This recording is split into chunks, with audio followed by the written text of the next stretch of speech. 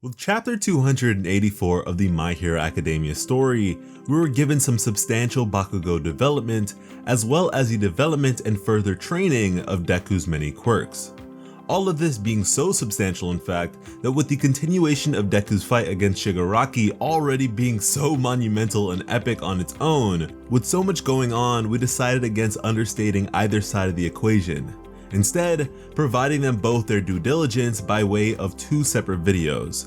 And so with that, if you've yet to see our first video on the chapter encapsulating the present events of the story and Deku's all or nothing face-off against Shigaraki, you can either change that before or after watching this one. Because regardless, as that fight waged on and Bakugo watched somewhat helplessly on the sidelines alongside the so-called #1 hero endeavor, he thought back to some UA quirk training that we'd yet to see before. Now, this flashback seems to have taken place while Eraserhead and Present Mic went to see Kurogiri in prison, who turned out to be their long-dead classmate and friend, Shirakumo. Apparently, All Might had personally requested that the likes of Sero, Uraraka, and Tsu assist Deku in further understanding his capabilities. Now, mind you, these three have no idea that Deku here has 3 quirks. So with this, we're kind of dancing pretty damn close to the truth. But considering the students feel they have no reason to doubt either of these characters or their intentions, suspicion never truly rises. Now, in terms of the students chosen to take on this task, it really doesn't get any better than this. Sero for Black Whip training is right on the money, as the two are strikingly similar. And the same goes for Uraraka in regards to float when it comes to self. Then lastly, we have Tsu, who is a tad bit less obvious than the other two, but from what I'd imagine, the way she uses her tongue as a grappling tool, as well as her vertical surface traversal, also mirrors Black Whip. But to even take things a step further, this is a character with a plethora of unique abilities that has experience using them all in seamless conjunction with one another. I mean, she was our very first quirk evolution for a reason. And on that note, we have been seeing the comments and desire for more quirk evolution videos, so more are certainly to come. When it comes to just about any of our ongoing series on the channel, if there's a ton of interest or requests from you guys, we are certainly here to serve. But anyways, these three are asked for their help when Deku's new hairstyle is noticed. As it turns out, Deku had been training extensively with Bakugo, all the while trying his best to catch him with Black Whip, in which he lost every single time. With Bakugo managing to continually evade him and cause an explosion just beside his head, Deku's hair apparently had this sort of reaction. And with things being as intense and serious as they have been recently, it's certainly good on Horikoshi to drop in a bit of lighthearted humor here and there to offset the otherwise intense mood. And so when it comes to learning from Sero, Deku is particularly interested in learning how to subdue especially fast-moving targets. Now, in reacting to what Bakugo had done, Uraraka goes as far as to call Bakugo a jerk. Once a jerk, always a jerk, she says. Which is one of those rare Bakugo and Uraraka moments that for some reason many people clamor towards. But really, her saying this is super ironic because of what comes later in the chapter. But hey, come on now, Deku said he wanted the training to be legit, so Bakugo was just doing his job. But from there, Uraraka was super pumped to do her job, saying that she's still learning how to properly use her wires, which to me is very exciting. The idea of her becoming even more capable on account of her support items is major. But as she says this, Sero questions if Deku wouldn't be better off learning from Eraserhead when it comes to whip techniques, which is interesting to me to say the least, as Eraserhead's capture tape isn't actually quirk based, but it is a fair point.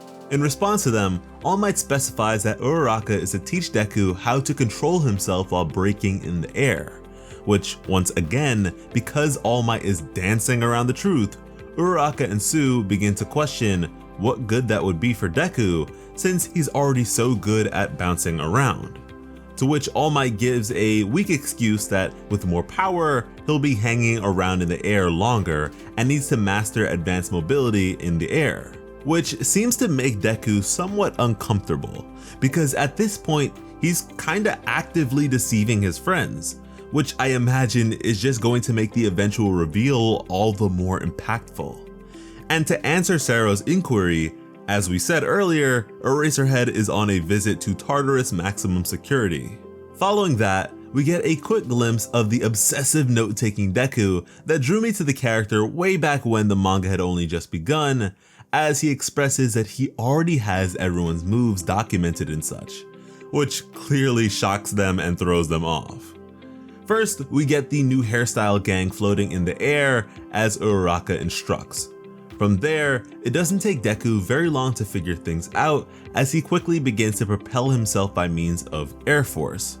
From below, All Might then telling him to remain suspended and coached on using Black Whip, which completely ties into the sudden move that he pulled against Shigaraki that pretty much saved everyone's lives. Following all this, All Might goes off to the side to have a meaningful chat with our boy Bakugo.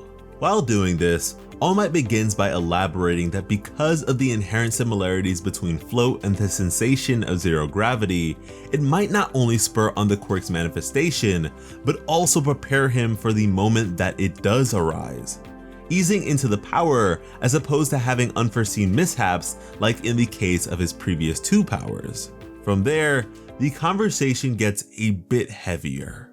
Horikoshi somewhat gives this impression of dead air with the stagnant shot of Bakugo's water bottle. With that, Bakugo pipes up that they can't keep fooling everyone forever. Maybe it was possible when Deku only had his base power, but with all the new ones spontaneously coming into the fray, it is only a matter of time before the truth is revealed. But All Might remained adamant in his stance, saying that he's not telling anyone about anything past Black Whip, and that with his preliminary training, there shouldn't be any issue of the quirk arising in any way similar to Black Whip. He further goes on to say that Bakugo seemed to have a great understanding of the associated dangers with such a bestowal in regards to putting others at risk, as it's not only villains who seek power. Which is huge. This is so eerie, and I certainly don't doubt it at all, considering the lengths to which the Hero Association had Hawks go to. And maybe I'm getting a bit ahead of myself, but man, if it turns out that the association is on some One Piece world government nonsense, and the fundamental issues with society were truly traced back to them, I would absolutely lose my mind, and that would be a great way to tie in a reason for us to care about Dabi. As I've said in the past, I don't give a damn about Dabi and his plans and such, but he seems to have a belief that he is the final villain, so we'll see what happens with that. Maybe this will be the tie-in. But after that, we get yet another pause, and it really does do wonders for the pacing of this conversation, let me say. Bakugo continues that Deku trusts All Might entirely, even with his life. But in the notebook on the previous wielders of the power, the fourth wasn't as complete as the others that were pretty detailed by comparison. Even adding that when it came to the 5th, 6th, and 7th possessors, he had cause of death included. And when Bakugo asked about it before, All Might dodged the question, which spiked Bakugo's paranoia as he questioned if All Might figured out something more unsavory about One for All. But All Might completely shuts this down, then saying that he doesn't want to speculate and talk about things he's not entirely sure about, but in fact confirming that he is worried about Deku, as Bakugo is as well, which is major, let me say. But man, oh man, does that add another layer of intrigue into the power that up until this point has been gassed up as a blessing from the gods. Bakugo then goes on to say that Deku is selfless to a fault and has always been like that, always putting others before himself. And now that he has the power to bear even more, it is unsettling and doesn't feel right, and so Bakugo is keeping close. Further recognizing that in the past, he was blind to his own weakness and ended up bullying Deku for it.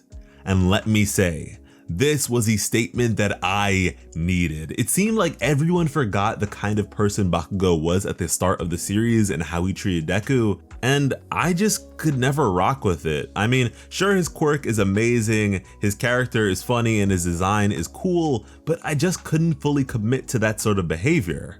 But this right here, we love to see it. All Might then asks if Bakugo's newfound diligence towards Deku's training is his way of atoning for their past, but that Deku probably doesn't see things that way. He continues by saying that when he compared Bakugo to Endeavor, he was referring to that change in behavior and outlook, that Endeavor couldn't take a proper look at the man in the mirror until All Might wound up in his current state, which is precisely when the major shift in Bakugo's character began, and that Bakugo and Deku will eventually have a chance to talk things out. So to that I say, yes, as the symbol of peace, All Might was an amazing figure for society, but his presence at the top with a sea of difference between him and everyone else led to some pretty toxic and or dangerous mentalities from others. Not really his fault or anything, just an interesting thought. But yeah, that is the flashback. Man, I love and cannot get enough of character development, so it is always an absolute pleasure to see, especially from a character like Bakugo. And hopefully you all feel the same, as you can certainly let us know in the comments, and can even take it a step further by following me on my various socials. With so much going on in these series right now, you definitely don't want to miss an upload, so I highly suggest you subscribe to the channel, because when it comes to bringing you some of the best My Hero Academia content on the platform, Plot Armor has you covered. As always, I am Slice of Otaku. Thank you all so much for watching, and have an awesome day. I love you.